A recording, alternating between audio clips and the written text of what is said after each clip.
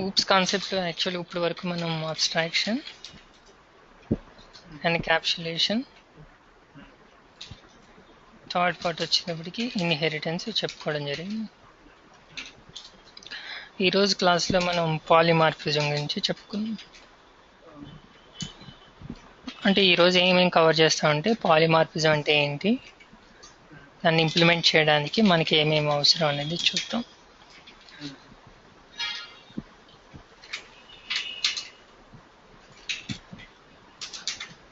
Third part వచ్చేటప్పటికి abstract, class, ఇవి ఈరోజు నేర్చుకుంటామండి. Okay, virtual in the sense virtual method. Now ఇనిషియల్గా పాలిమార్ఫిజం అంటే ఏంటి? పాలిమార్ఫిజం అంటే యాక్చువల్గా ఇది ఒక గ్రీక్ వర్డ్ అని చెప్తారు. పాలి దెన్ మార్ఫిజం. పాలి అంటే మెనీ అనే మీనింగ్ వస్తుంది. మార్ఫిజం అనేటప్పటికి ఫార్మ్స్, అంటే మెనీ ఫార్మ్స్, అంటే ఒక మెథడ్కి డిఫరెంట్ ఇంప్లిమెంటేషన్స్ ఉంటాయి. ఈ పాలిమార్ఫిజాన్ని ఓవర్ రైడింగ్ అని కూడా పిలుస్తూ ఉంటారు.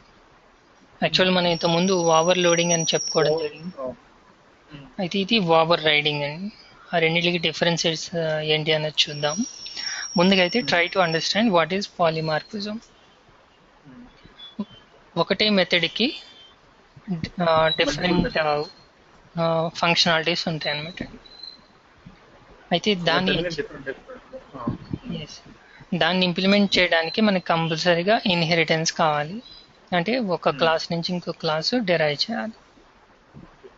So what is polymorphism? Polymorphism అంటే నథింగ్ బట్ ఒక మెథడ్కి డిఫరెంట్ ఇంప్లిమెంటేషన్ చేస్తాం మనం. దాన్ని ఓవర్ రైడింగ్ అని పిలుస్తూ ఉంటాం. సో దీన్ని అచీవ్ చేయడానికి మనకి ఏం కావాలంటే ఇక్కడ ఐదర్ వర్చువల్ కీవర్డ్ కానీ లేకపోతే అబ్స్ట్రాక్ట్ కీవర్డ్ కానీ యూజ్ చేస్తూ ఉంటాం. సో ఎగ్జాంపుల్కి వెళ్దామండి ఒకసారి. First we will see how to implement the virtual methods. ఇవన్నీ కూడా నేను మినిమైజ్ చేస్తున్నాను. So now I am taking another class name is 9. So in 9 class లో just I am taking two variables, protected int a equal to 10 then b equal to 15. Okay, now ఇక్కడ ఒక method రాస్తున్నాను నేను. ఇది public wide add అని చెప్పేసి ఒక method. ఇదంతా మనకి ఆల్రెడీ తెలిసిందే. console dot write line addition is we are getting from a plus b. Okay, నా దీన్ని నేను ఏం చేస్తున్నాను అంటే ఒక క్లాస్ని డిరైవ్ చేస్తున్నాను. ఈ క్లాస్ నుంచి class 10 deriving from 9. So inheritance derived అంటే parent relation. Yes, child and parent relation. అంటే ఇక్కడ మనం డిరైవ్ చేస్తున్నాం కాబట్టి ఈ ఇన్హెరిటెన్స్ వల్ల యూసేజ్ ఏంటంటే క్లాస్ మన బేస్ క్లాస్లో ఉన్నటువంటి మెంబర్స్ని మనం ఇక్కడ యాక్సెస్ చేయొచ్చు. అయితే without object, no need to create any object. అయితే ఇక్కడ మీరు గమనించవలసింది ఏంటంటే సేమ్ మెథడ్ మీరు ఇక్కడ రాశారనుకోండి ఎర్రర్ చూపించదు, కానీ it will show you some warning to you. మీరు బిల్డ్ చేసినప్పుడు మీకు ఇది వార్నింగ్ ఇస్తుంది. ఏమని ఇస్తుందంటే ఆల్రెడీ మనకి అదే మెథడ్ తోటి ఉంది అని చెప్పేసి.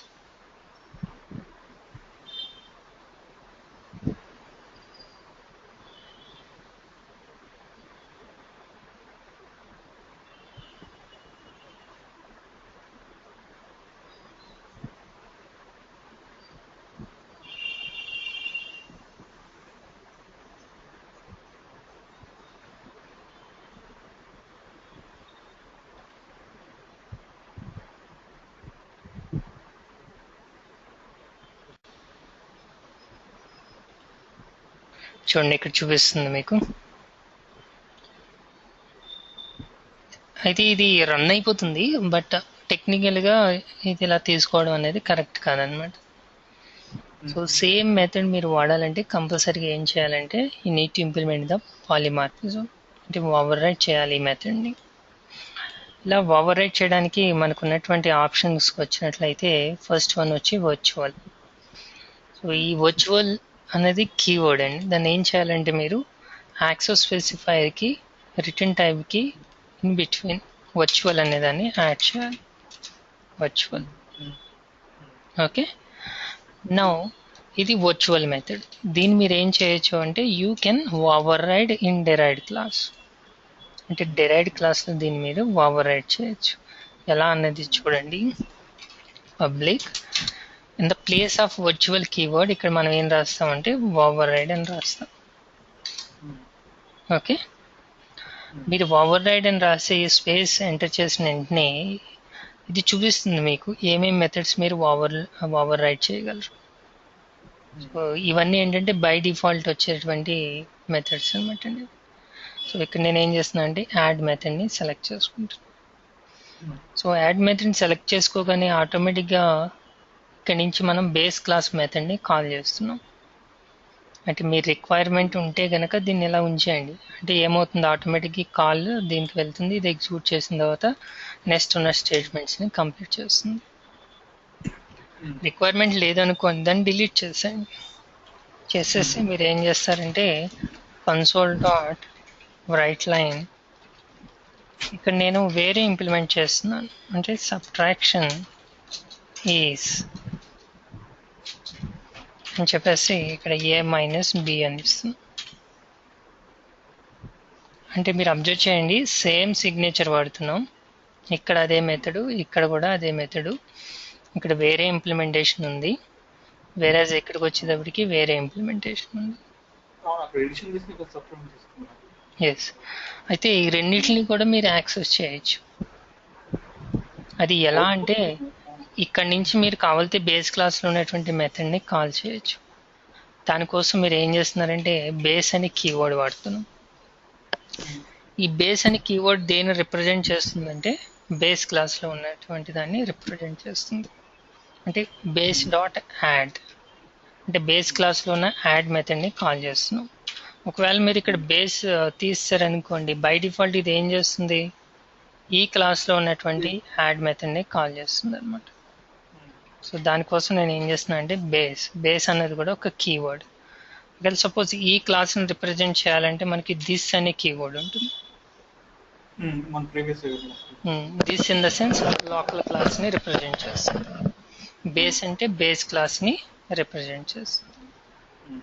సో ఇక్కడ సిచ్యువేషన్ బట్టి మనం ఇక్కడ బేస్ అని ఇస్తున్నాను. నౌ చూడండి, ఈసారి ఆబ్జెక్ట్ దేన్ని క్రియేట్ చేయాలి, లాస్ట్ క్లాస్కి. What is lost class? Derived class 10 object equal to new 10. Now object dot add method.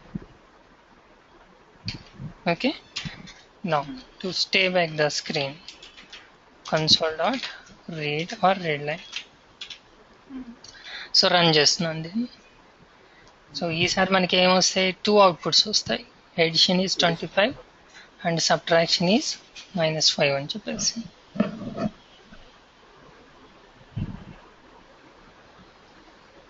అట్లయితే మనం N number of addition subtraction multiplication even చేసుకోవచ్చు. చేయొచ్చు. అంటే అంతా ఏంటంటే మనకున్న రిక్వైర్మెంట్ని బట్టి మనం డిజైన్ చేసుకుంటాం. సో చూడండి, అంటే ఇక్కడ 2 మెథడ్స్ని మనం యూటిలైజ్ చేసుకుంటాం.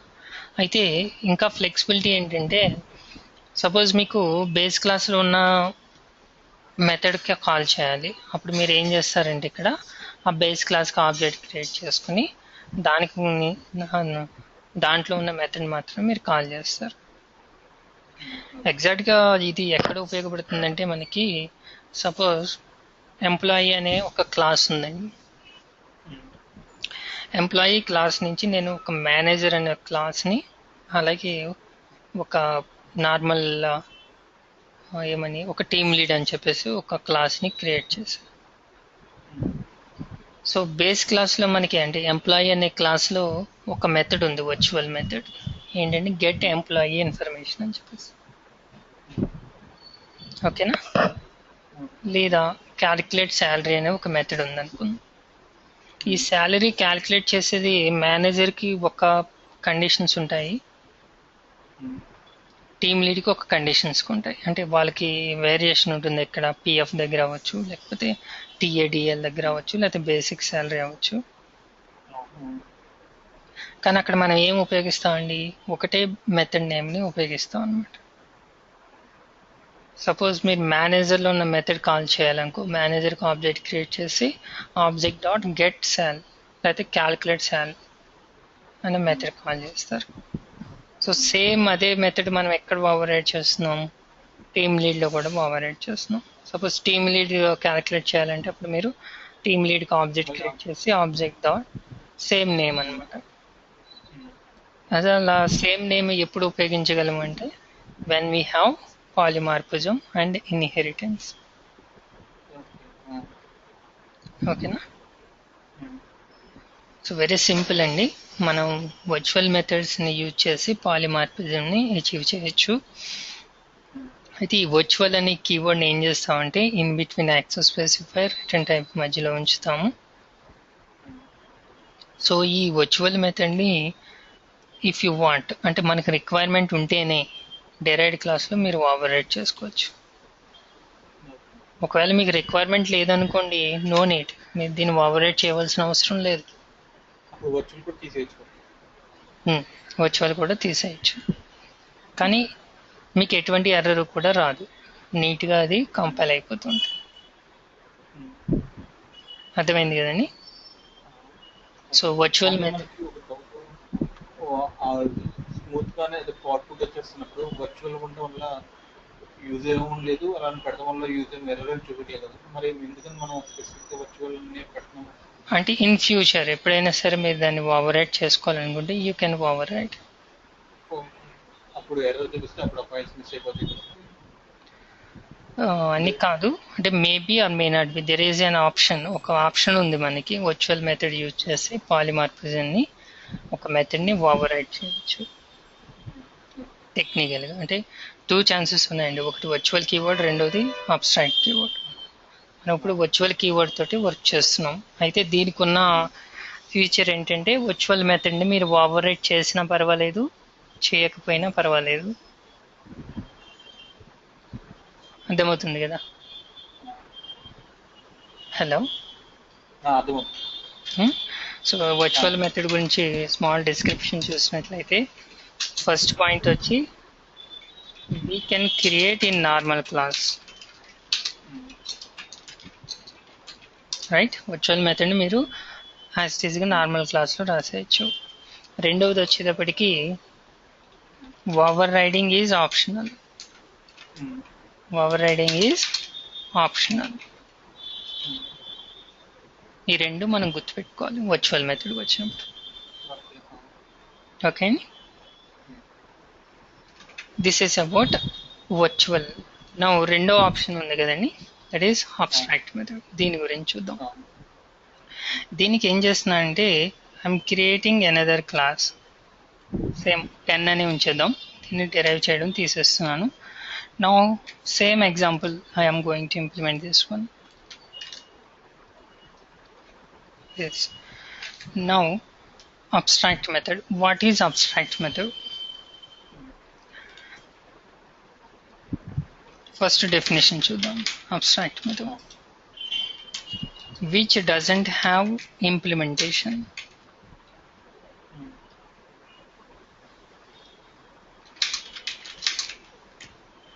Body which doesn't have body, that method is known as abstract method.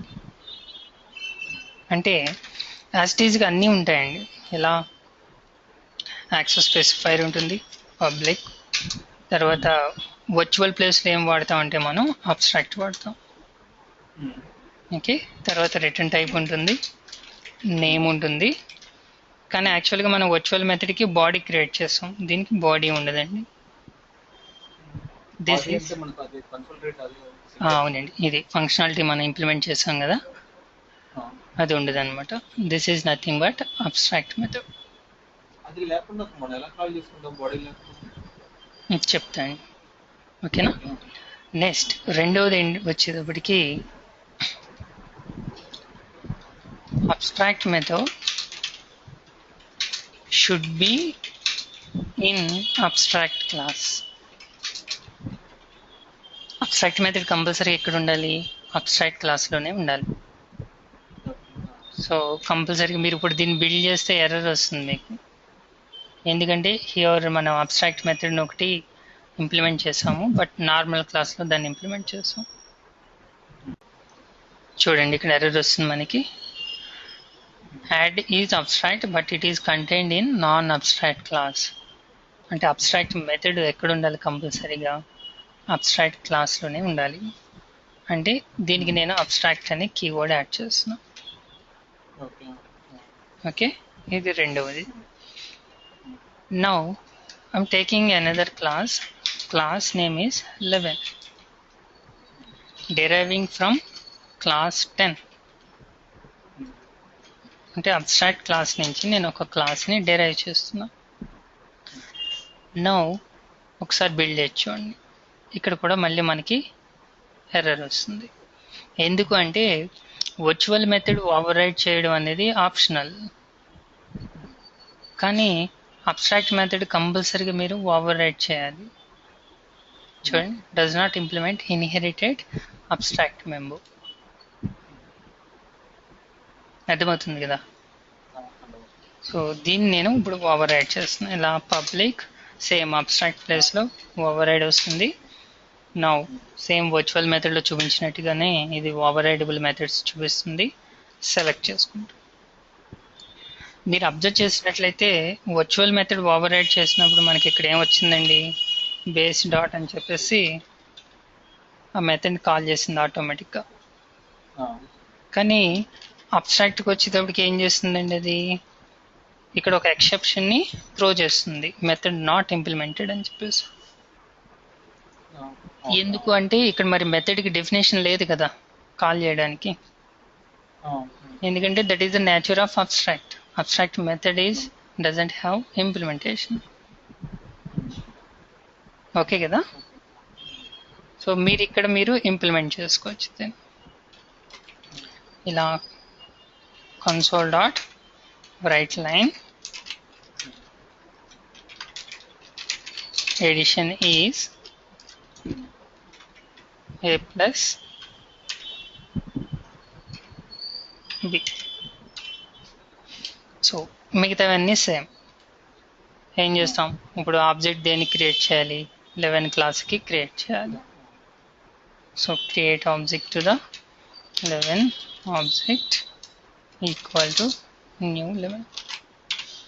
Same output వస్తుంది మనకి. ఓకే కదా? సో వర్చువల్కి అబ్స్ట్రాక్ట్కి డిఫరెన్సెస్ చూసినట్లయితే ఫస్ట్ది వర్చువల్ మెథడ్కి ఇంప్లిమెంటేషన్ ఉంటుంది, దీనికి ఇంప్లిమెంటేషన్ ఉండదు. రెండవది వర్చువల్ మెథడ్ మనం నార్మల్ క్లాస్లో రాసేయచ్చు, but whereas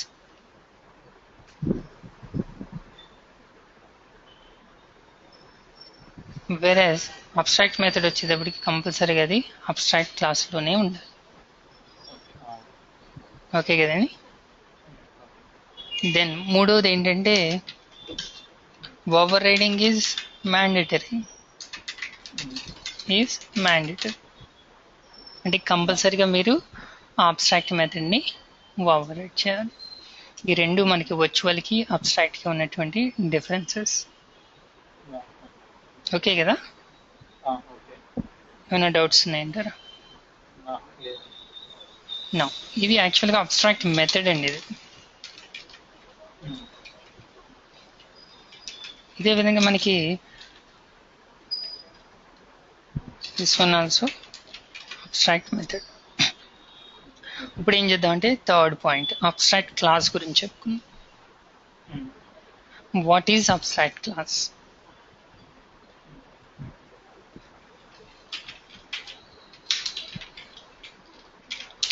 first point, if a class contains, అంటే ఒక క్లాస్లో కనుక ఏదైనా ఒక అబ్స్ట్రాక్ట్ మెంబర్ ఉందనుకోండి, then the class should be abstract class. అంటే క్లాస్ మెంబర్లో ఏదో ఒక మెంబరు అబ్స్ట్రాక్ట్ మెంబర్ అయితే క్లాస్ కంపల్సరీగా ఏమై ఉండాలి, అబ్స్ట్రాక్ట్ క్లాస్ అయి ఉండాలి. ఓకే, ఇంకా తర్వాత రెండవది అబ్స్ట్రాక్ట్ క్లాస్ ఎలా క్రియేట్ చేస్తాం, by adding abstract keyword before class keyword. Abstract keyword అంటే కీవర్డ్ అండి దిస్ వన్, ఇక్కడ మనం కీవర్డ్ రాసాం కదా, క్లాస్ ముందు అబ్స్ట్రాక్ట్ అని రాసి దాన్ని మనం అబ్స్ట్రాక్ట్ క్లాస్ కింద కన్వర్ట్ చేయొచ్చు. You can create abstract class. ఇంకా థర్డ్ పాయింట్ వచ్చి we cannot create object to the abstract class. Okay కదా, అంటే అబ్స్ట్రాక్ట్ క్లాస్కి మనం ఆబ్జెక్ట్ని క్రియేట్ చేయలేం. ఇక్కడ ట్రై చేయండి. So what is our class, abstract class వచ్చి 10 కదండి. సో ఇక్కడ నేను ఏం చేస్తున్నా అంటే 10కి ఆబ్జెక్ట్ క్రియేట్ చేయడానికి ట్రై చేస్తున్నాను. 10 object equal to new, we cannot create, చూపించదు మనకి అది. ఎందుకు అంటే ఇట్ ఈస్ అబ్స్ట్రాక్ట్. బిహైండ్ అంటే దీనికి రీజన్ ఏంటంటే, ఎందుకు ఇక్కడ here we have incomplete methods, అంటే ఈ మెథడ్కి ఇంప్లిమెంటేషన్ లేదు. మీరు దీనికి ఆబ్జెక్ట్ క్రియేట్ చేయగలిగినట్లయితే మీరు దీన్ని యాక్సెస్ చేస్తారు. చేసినప్పుడు there is a chance to get an error, ఎందుకంటే దీనికి ఇంప్లిమెంటేషన్ లేదు. సో ఇదంతా లేకుండా even we cannot create object to the abstract class. Okay కదా, ఇంకా మిగతా అన్నీ కామన్ అండి. అంటే మన క్లాస్ గురించి ఏమైతే చెప్పుకున్నామో అవన్నీ కూడా అబ్స్ట్రాక్ట్ క్లాస్కి అప్లికేబుల్ అవుతాయి. వాటితో పాటుగా ఈ 3 పాయింట్స్ మీరు గుర్తుపెట్టుకోవాలి. ఏంటి, వాట్ ఈజ్ అబ్స్ట్రాక్ట్ క్లాస్, ఏదైనా క్లాస్ మెంబర్ అబ్స్ట్రాక్ట్ మెంబర్ అయితే కంపల్సరీగా క్లాస్ అబ్స్ట్రాక్ట్ క్లాస్ అయి ఉండాలి. రెండవది అబ్స్ట్రాక్ట్ క్లాస్ ఎలా చేస్తాము, సింపుల్గా అబ్స్ట్రాక్ట్ కీవర్డ్ అన్నదాన్ని మనం క్లాస్ ముందు యాడ్ చేసినట్లయితే we can convert the class to a abstract class. మూడోది అబ్స్ట్రాక్ట్ క్లాస్కి మనం ఆబ్జెక్ట్ క్రియేట్ చేయలేము. So always we should use abstract class as a base class. దానికి ఆబ్జెక్ట్ క్రియేట్ చేయలేము. మీరు అబ్స్ట్రాక్ట్ క్లాస్ను వాడాలంటే కంపల్సరీగా ఏం చేయాలి, దాన్ని బేస్ క్లాస్ కింద వాడుకోవాలి. దానికి ఒక డెరైవ్డ్ క్లాస్ రాసి డెరైవ్డ్ క్లాస్లో మీరు దాన్ని యాక్సెస్ చేయొచ్చు ఏమైనా మెంబర్స్ ఉంటే కనుక. అయితే అబ్స్ట్రాక్ట్ క్లాస్లో వర్చువల్ మెథడ్స్ ఉంటాయి, నార్మల్ మెథడ్స్ కూడా ఉంటాయి. అంటే సేమ్ నార్మల్ క్లాస్ ఎలాగో అబ్స్ట్రాక్ట్ క్లాస్ అలాగని, బట్ ఈ 4 పాయింట్స్ మీరు గుర్తుపెట్టుకోవాలి. సో అది కూడా రాసేస్తున్నాను, లేకపోతే can have normal and virtual methods. Okay కదా, so this is all about abstract class. చూడండి మళ్ళీ ఒకసారి,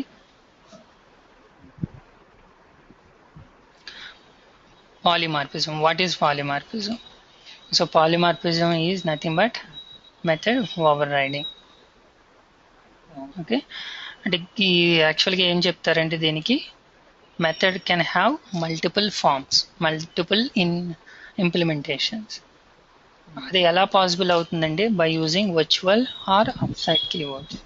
అంటే ఇక్కడ మనకి వర్చువల్ మెథడ్స్ ఉంటాయి, అబ్స్ట్రాక్ట్ మెథడ్స్ ఉంటాయి. వర్చువల్ మెథడ్ అంటే నార్మల్ క్లాస్లో కూడా రాయొచ్చు, దాన్ని ఓవర్ రైడ్ చేయడం అనేది ఆప్షనల్. కానీ అబ్స్ట్రాక్ట్ మెథడ్ వచ్చేటప్పటికి దానికి ఇంప్లిమెంటేషన్ ఉండదు, ఓన్లీ బాడీ మాత్రమే ఉంటుంది. అబ్స్ట్రాక్ట్ మెథడ్ని కంపల్సరీగా మనం అబ్స్ట్రాక్ట్ క్లాస్లోనే రాయాలి. ఉండదు, అబ్స్ట్రాక్ట్ మెథడ్కి బాడీ ఉండదు. కాబట్టి దాన్ని కంపల్సరీగా మనం ఏం చేయాలి, ఓవర్ రైట్ చేయాలి, లేకపోతే ఎర్రర్ వస్తుంది. ఓకే. ఓకే, ఇంకా తర్వాత మనకి దాని రిలేటెడ్గా ఉన్నది ఏంటండి, abstract class. What is abstract class?